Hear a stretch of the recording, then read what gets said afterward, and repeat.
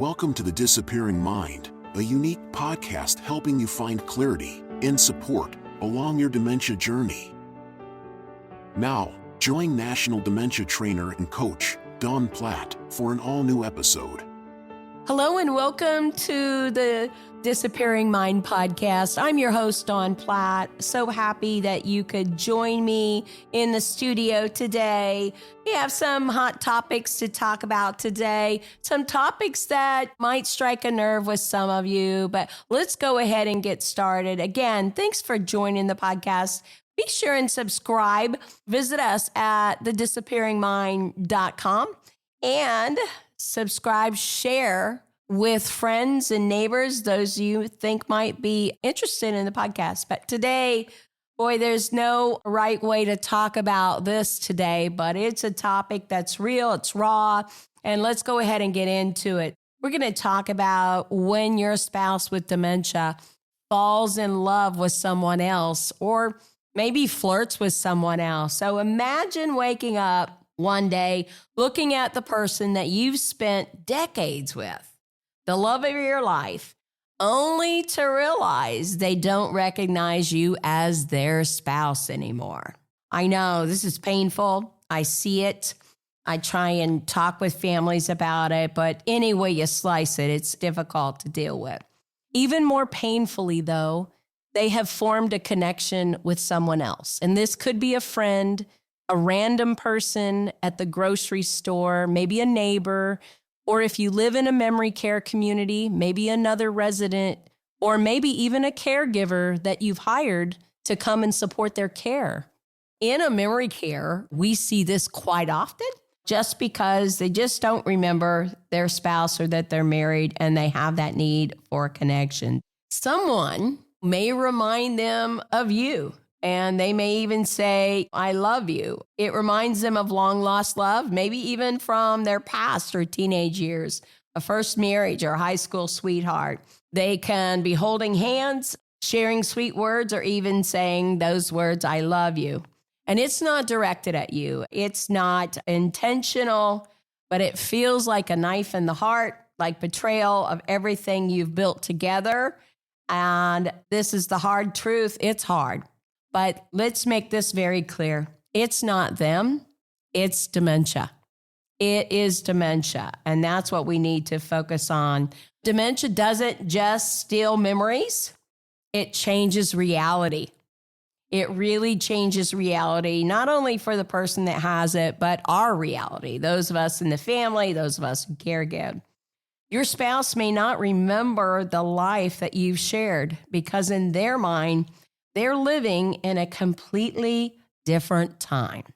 They may believe that they're much younger, maybe that they're single, or even still married to a previous spouse or not married at all. They aren't intentionally leaving you behind. Their brain is rewiring the world around them, and they're simply trying to find comfort and connection within that world. That's why today we're talking about what to do when your spouse with dementia flirts or falls in love with someone else, why this happens, how to cope, and how to step into their reality in a way that preserves both their dignity and your emotional well-being. Let's get into this. I have several recommendations, and you don't have to take them all. You know me, I don't tell you what to do, but I've been doing this a long time. I have several suggestions and several things that you might want to think about that will give you a different mindset about this scenario.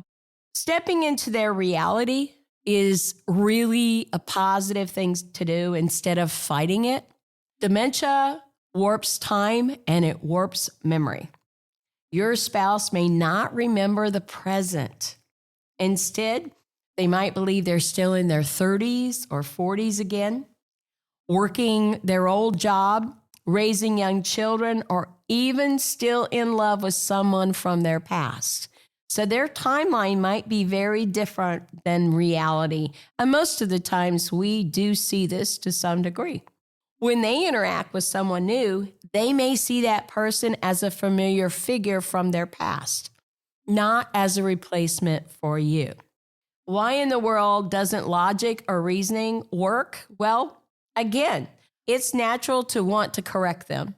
No, I'm your wife, or we've been married for 50 years. But the damage dementia causes makes logic nearly impossible to process for them. Trying to convince them of reality often leads to more confusion, agitation, or distress. We really got to try some compassionate redirection instead of confrontation. I know this is difficult. I'm not saying it's easy, but it's going to work on your behalf. Instead of arguing, begin to try and step into their world. If they believe you are much younger, acknowledge their feelings without reinforcing falsehoods. If they believe they are much younger, acknowledge their feelings without reinforcing falsehoods. You can say something like, "You seem really happy spending time with your friend. It's good to see you smile." If they're flirting or forming a bond with someone else, find ways to redirect their attention gently without drawing attention to the fact that you're correcting them. You may say something like, "Why don't we go for a walk together? I'd love to spend time with you." Try and engage them in something familiar and comforting, such as music or an old memory or simply a shared activity. We need to really decide to accept what we can't change. And again, I recognize that this is difficult, but we're going to be better off if we can do that. This situation is absolutely heartbreaking, and I take nothing away from your pain or your heartbreak. I acknowledge it, and I've seen it over and over again, and it's always heartbreaking. But it's important to remember that their affection for someone else does not consciously become a choice for them. It's the disease that's reshaping their perception of reality. That's what dementia is, and that's what dementia does. So rather than seeing it as a betrayal, try and reframe it as finding comfort in an unfamiliar world, the world that they live in every day and the world that they're trying to navigate. If you're facing this right now, I want you to take a deep breath and know that you're not alone. Many, many people go through this. And if you're involved with other families or in a support group, you're going to find that this has happened. And I think the degree that you're able to handle it, it's going to vary. I mean, don't be ashamed of how you feel. I'm not saying that at all. But what you're feeling is probably grief, sadness, frustration, and probably some anger. And that is completely valid. And you need to find a place to voice that with a counselor or with your family or with a support group. You need to find that place because it's completely valid that you feel that way. Watching your spouse drift into a different reality, one where you're no longer their partner, is one of the hardest losses that dementia brings, whether it is this relationship we're talking about, or in the case of a son or a daughter or another family member, and they cannot remember you. This can be extremely difficult. And certainly those of us who have been around, those of us who've been through this completely understand. And this is common. It's common behavior that many people with dementia do experience. But this is what I want you to remember. This is not their choice, and it's not about you. It's not against you. Dementia has rewritten their reality, and they are simply searching for connection and safety in the only way that their mind allows. Think about that for a moment. Dementia has rewritten their reality, and they're trying to cope in the safest way that their mind will allow. That really gives you a different reality, a different perspective on what's going on. You're able to look at things a little bit different. You don't have to play along with their new relationship. You don't have to play into it, but you also don't need to fight against it. Finding ways to redirect, offering gentle reassurance, and focusing on the moments where you can connect with someone else to ease some of the pain is going to be very important. Most importantly, though, is don't go through this alone. Don't feel guilty that you're feeling that way. Talk to someone. Talk to a friend who understands. Talk to your pastor, your priest, someone who understands, not someone who's also judge or throw more fuel onto the fire. Certainly, counselor, trusted friend, let them hold that space for you because the journey isn't easy and this behavior is not easy. But I like to talk about real things, real emotions, what people go through. And this can be a difficult situation. But at the end of the day, dementia may change how your spouse sees you, but it does not erase the life that you built together. You need to cherish that memory. You need to keep that memory alive. The love, the memories, the years, the children, you carry them. And even if they cannot, that love still matters.